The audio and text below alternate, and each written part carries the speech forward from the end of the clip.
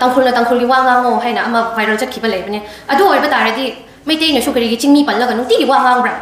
tangkhul gi wa ngango hairadi meitei shu chingmi gi maram da wa ngang nu na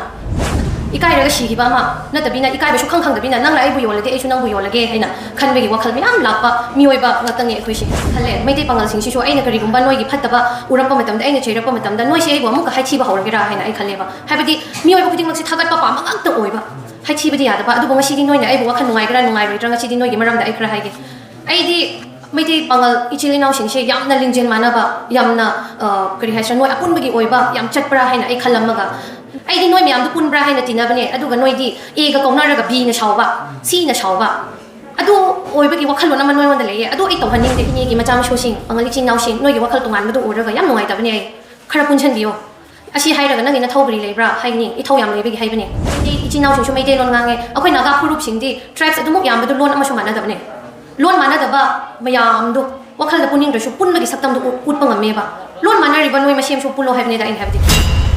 Kangleipak Minority Welfare Organization KMWO Manipur gi executive member volunteers noi myam bo show aibo ningsing biba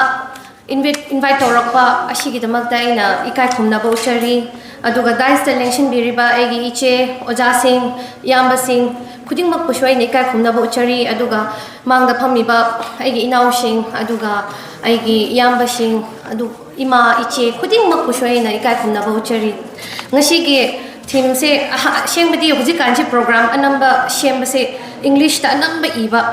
haibadi magi akhoi gi on topics of haraga dum ibadu English ta anamba ibane adu ngasi se Kangleipak Minority Welfare Organization na Manipur kanbada phuruk khuding mak ki thaudangni haina ibirak pase aidi English ta igra haraga nahan invitation da meitei lon da irak ko adu edi meitei lon da igradi meitei lon sidi lala shu correction yaye ba English sidi khitang lalaba troll tawba hawrani ba adune na meitei lon da ibisi amaron da daw yaye haba tare akhoi phuruk khuding mak na Manipur kan basi phuruk khuding mak na Manipur si thugai ning de noin mak na kan ninge adubo akhoi gi Manipur hairiba lamma se amana maming ama piba adubo lam dudi adum lam oina leiba atokpa kari haisra maming atokpa di lei Manipur haibadu haining da ba mi shu yawba Manipur chibo maming atokpa loi na pisalaga lam shi thugai ba shunate akhoi na tampak ta leiba akhoi na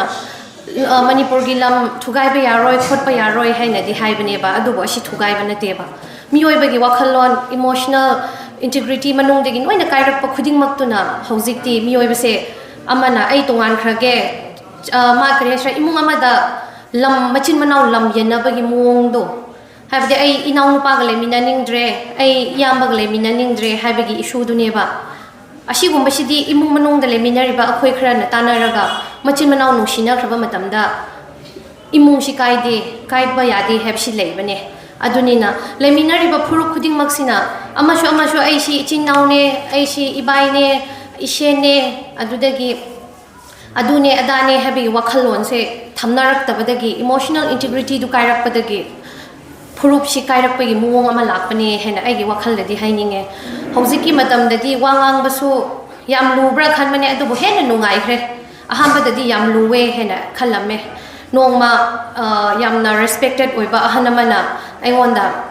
tangkhul gi wangango haina ama viral chakhiba lebane adu oiba taradi meitei na shukari gi chingmi pallaga nungti gi wangang bra tangkhul gi wangango hairadi meitei shu chingmi gi maram da wangang nu na adu gumba awai akhum chi tongna ningwakpa ama mioi besi wangang sanga phajarak tradi awai akhum chi thaksi khashi si song kai eba even ekhoi phau shu thaksi kashi kai ning bei wakhalon ama la eba adubo kanashu nate imung manung ne khalaga matam du da ai khum khide adubo ngasi gi topic si ga mari leina na aina si wahai se haidorapne maram di ai tangkhul gi wangango hairadi adu haibadu shu akhoi tampak ta leriba majority group oiriba akhoi gi ichil naw meitei singi marakta gi hairakpa aduga ichil naw meitei singi marakta gi shu akhoi amatani hena lauraga akhoi na wahai ama haiba matamda kari gi damakta tangkhul gi wangango pangan gi wangangon community vice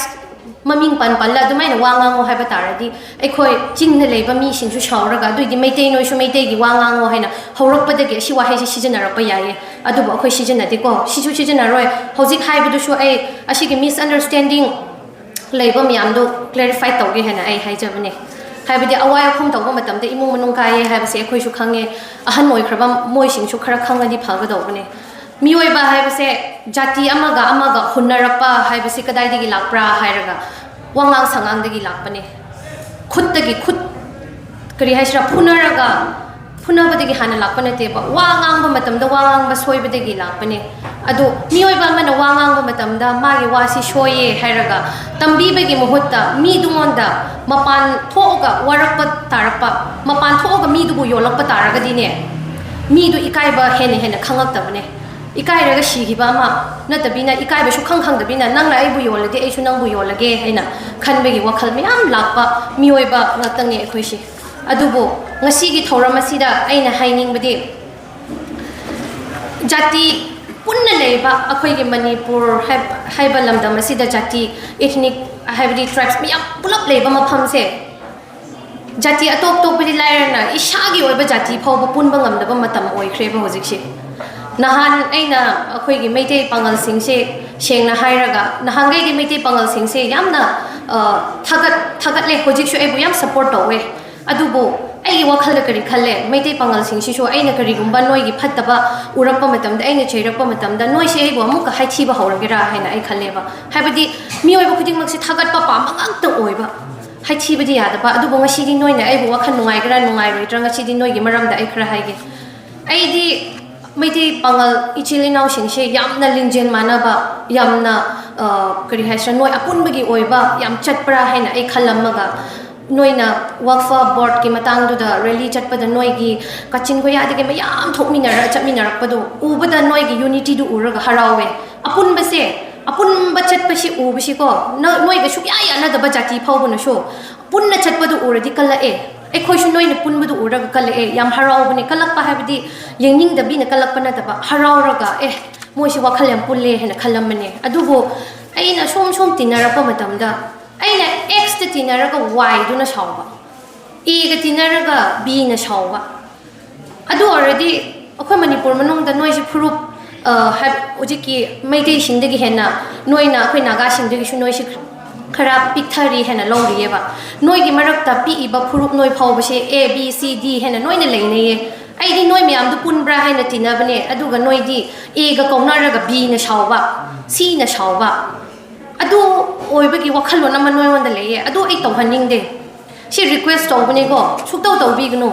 noi gi apun badu dharma nu shu yada bane mi gi dharma di to khraga dharma da mi pun gnu khanaw haina di iramoi da quran da bible du su adu i da bane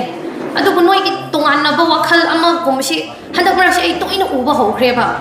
simakti tawhaning de bo nu si chana na lemina se herdi isa gi jati do hana pun bataye hojiki matam de di kari tawre mama lebak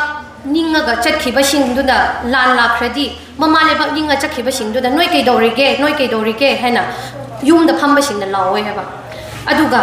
mama lebak ningba chatlo hena macha ai su mangai re sida phami ba oja sing su mangai re go ai gi icha si mama lebak ningba chatlo na thadok ningba mi kana su yaude ba government service tawninga officer oi ninga gi wakhalon da thamba macha ma sungak tangni ba aduga akhoi gi ahana man hai hiba ma lege lalhaubusi phate hairaga number 4 charaga senaba ngamdraba mi du lalhaubu yaw chalon thador e mama pana adu ardi adu maina thadora aga aphaba angangdi mama pana imale baki da makne hena thadok pi bisu yawdre phattaba angang sing mama pana warak ngamdaba singdubu lalhaubu yaw chalo imale baki da makta chalo hena thadora adi imale bak tu kan ngamgadra du gumba myam duna kan ba shukam ngamoy la hanagi ai gi ahan singdi lairik lai shu hei ba gyan ta ba singna mama le bak ninge hojiki matamgi akhoi gi mi sing sidi kadai dagi ngoksana ba singduda nang adu tawruro ada tawruro hana thado abnena community moi gi wakhal da leiba wakhalon hana mama pa na tambirak tabadu dagi lakpanena wakhalon du tonga na chat khreba adu shi kana na shoibra isa gi community na shoiba mi gi community mo da ngang bu su mama pa na shoiba mama pa na hobu dagi tambi draga ngang ba ta ne adubo shengna hairaga lebak kan mina se hairadi ai gi icha singdagi horaga aphaba wakhalon leibak ning hange haiba dar so mat bapung phana angang du phajana train to ba loiraga nang chatlo ko haina thadok pi ki ba mamam pak jikan ti yam tang khre ai phausu thadok ning de sengna hairaga chinthi raga aina as ai gi thadok ni haira hayeng wai thadok trdi mayam na mu ko nokna bi ni ba wakhal da kaino ma dot oina leina khre adu ko aphaba thabak to se haide ai gi imung de gi aphaba du putho ga leibak si kan minna ningai gi wakhal lon du pulak thamina se na ai gi sengna du haini community kuding mak ki thodang lai adu bu isa ki community se hana apun ba oi halaga atopa community bu khonjan ba ngamgani hena di ai gi wakhal da ai thajab lai ko adu leibiri ba ngasi lilong du shu oire ai gi ine gi macham shu sing pangali chin naw sing noi gi wakhal tungan ba du uraga yam nongai ta bani ai khara punchan biyo asi hairaga nang ina thogri leibra haini I thau yam leibe gi haibani punchan biyo noi na pun ba du uraga khoi shu harawe Purup macha phau pun bangam da ba matam si purup achau buda khoi na ngang ni ngai ge khoi gi right le roi aduni na punchan bi ra ga mama le ba kan mina se hai ba tar ga di noi punchan lo achau bu chu pon ni akhoi chu naga sing chu pun da ba yam le seng na hai ra ga noi di mai te lon ngang nge mai te ichin naw sing chu mai te lon ngang nge akhoi naga purup sing di tribes adumuk yam ba du lon ama chu mana da ba ne lon mana da ba mayam du wakhal da puning da chu pun ma gi saktam du ut pangam me ba Lon manari ba noi masem shu pulo have ne da in have di aduga community PA he na tonga tongan be wakhal lu leigno punchan bio noi gi do hana punchan laga noi gi marak ta phaba utpa matam da achauba macha noi na punchan laga lebak si gi phaba thabak torak pangamani he na ai wakhal da khalle ai na ngang khi bisida shoi khi ba lan khi ba yaw ra shu taning da ba le ru shu pum na mak ishor gi ming da nga pi gi ne na thaje aduga ai bo invite to be da mak da thank you very much khoi gi KMWO gi executive sing thank you very much hairaga matang sida ai speech listen jarage thank you